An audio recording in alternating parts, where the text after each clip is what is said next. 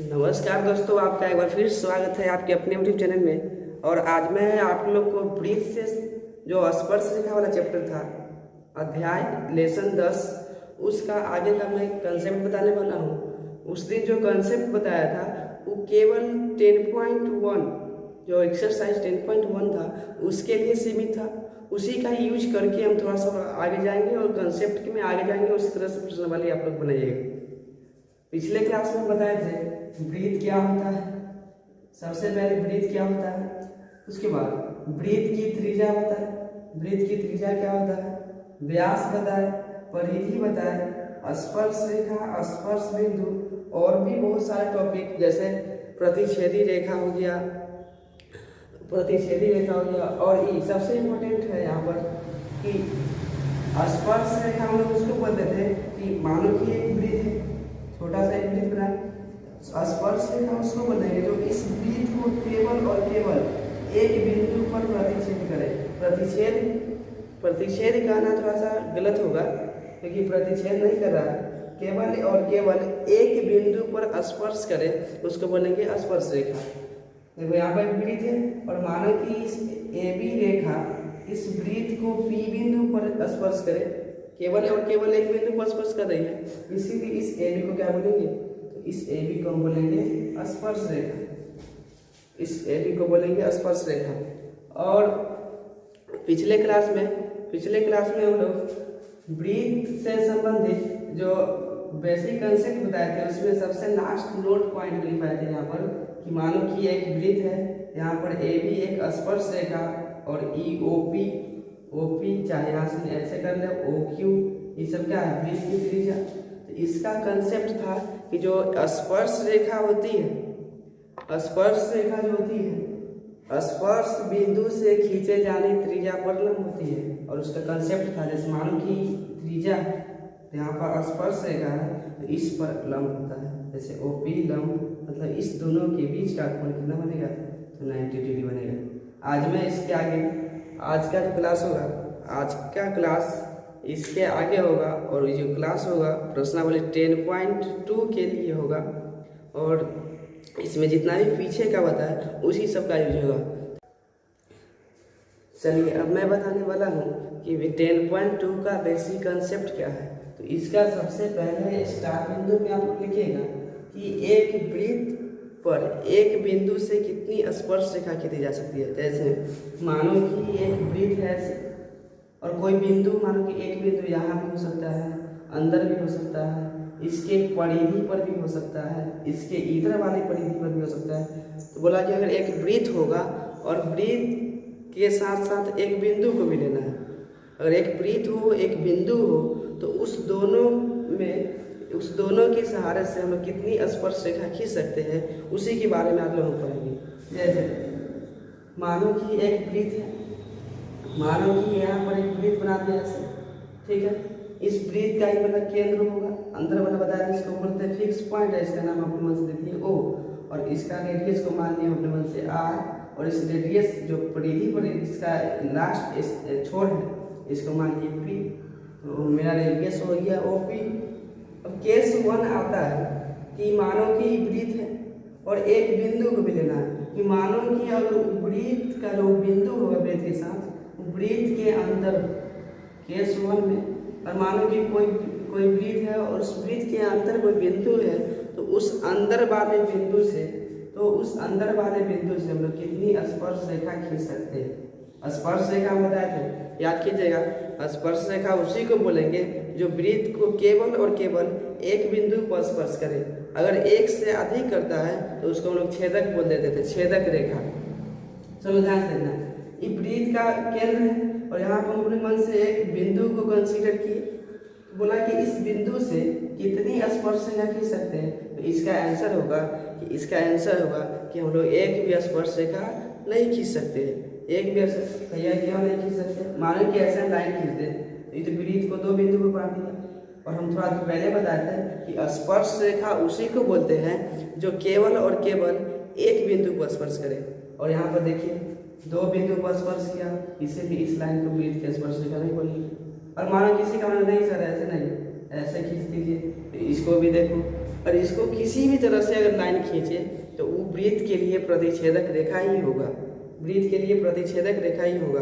तो आप लोग को कॉपी में नोट करना है केस 1, ऊपर से ऐसे टॉपिक बनाइएगा और केस 1 में क्या करना है, लिखना है कि यदि वृत्त के अंदर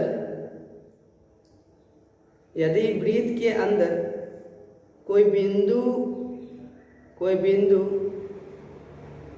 है, यदि वृत्त के अंदर कोई बिंदु है तो उस बिंदु से वृत्त के लिए कोई स्पर्श रेखा नहीं खींची जाएगी। 1 नंबर।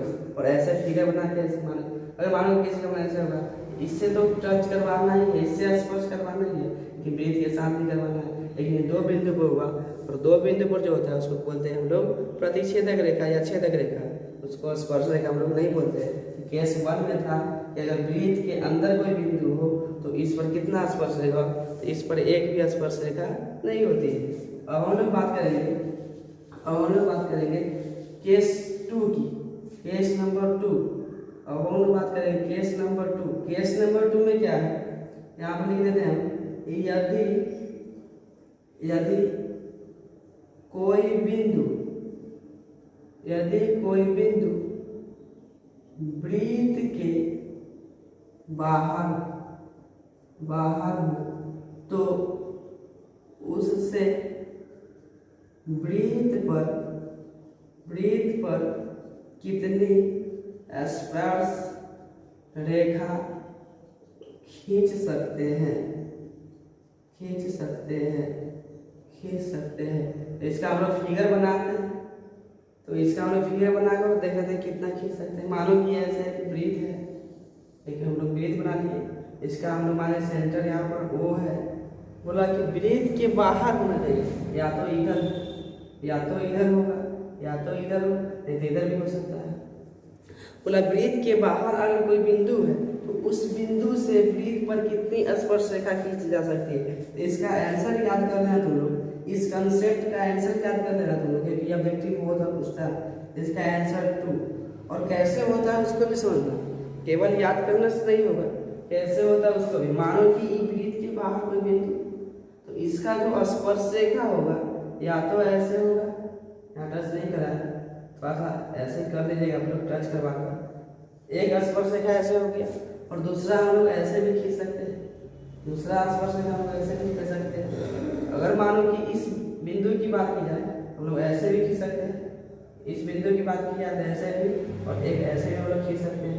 2 स्पर्श रेखा हो गया। अगर इस बिंदु की बात करें, एक ऐसे खींच सकते हैं, थोड़ा सा यहाँ पर तिरछा हो गया था, इसलिए प्रतिच्छेदक जैसा लग रहा है, लेकिन आप लोग ठीक से बनाइएगा, और एक बिंदु में से खींच सकते हैं।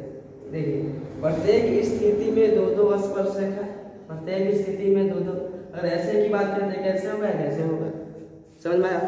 अगर वृत्त के बाहर कोई बिंदु हो, अगर वृत्त के लिए बोले कि इस बिंदु से कितनी स्पर्श रेखा खींची जा सकती है, तो उसका आंसर हम बोलेंगे कितनी स्पर्श रेखा, तो इसका आंसर है 2।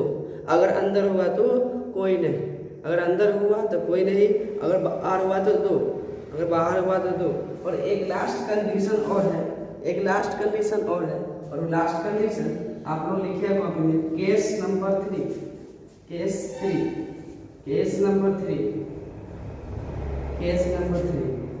3 में क्या है कि मानो कि वृत्त है, और वो जो बिंदु होगा वृत्त का बिंदु, वृत्त के परिधि पर यहाँ हो सकता है, यहाँ हो सकता है, यहाँ भी हो सकता है, यहाँ भी हो सकता है, यहाँ मतलब कहीं भी हो सकता है।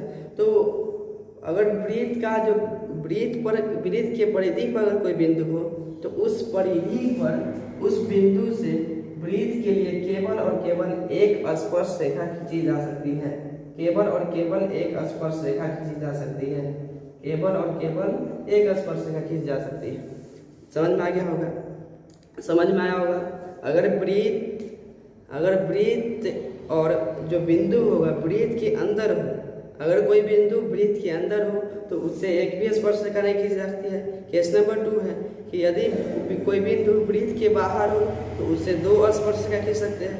यदि केस नंबर 3 है कि यदि वृत्त का जो कोई बिंदु होगा वृत्त के परिधि पर हो, अगर वृत्त के परिधि पर हुआ तो उस कंडीशन में हम लोग केवल और केवल एक स्पर्शरेखा खींच सकते हैं, केवल और केवल एक स्पर्शरेखा खींच सकते हैं। और हम लोग इतना हम लोग को आगे समझ में, हम लोग अगले वीडियो में मतलब अगले लेक्चर में हम लोग पढ़ेंगे इसी सब का टॉपिक। जैसे हम लोग खींचे थे कि वृत्त की बाहरी बिंदु से जो कोई वृत्त होता है, यहाँ पे मान लीजिए वृत्त का केंद्र बना दिए, वृत्त के बाहरी बिंदु से जो स्पर्शरेखा हम लोग खींचते हैं, वृत्त के बाहरी बिंदु से जो स्पर्शरेखा खींचते हैं, इस दोनों की लंबाई सेम होती है।